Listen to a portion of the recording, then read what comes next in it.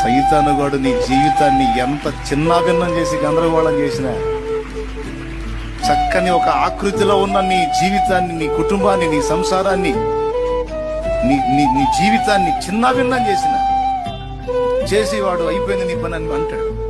కానీ యేసు ఏమంటాడు తెలుసా? అట్ట గీతలు గీశాడు వాడు, నువ్వేం భయపడవకు, అందులో నుంచి నేను ఇంకొక షేపు తీసుకొస్తా, ఆ గీతల్లోంచి ఇంకొక షేపు నేను తీసుకొస్తా, నేను ఉన్నా కదా, నేను మలుస్తా, నా వైపు చూడు, భయపడవాక. అది అయిపోయింది.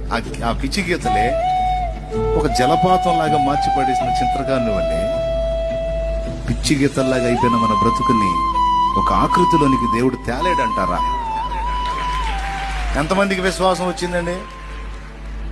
ఇప్పుడు నీ లైఫ్ను గురించి నువ్వు ఊహించు.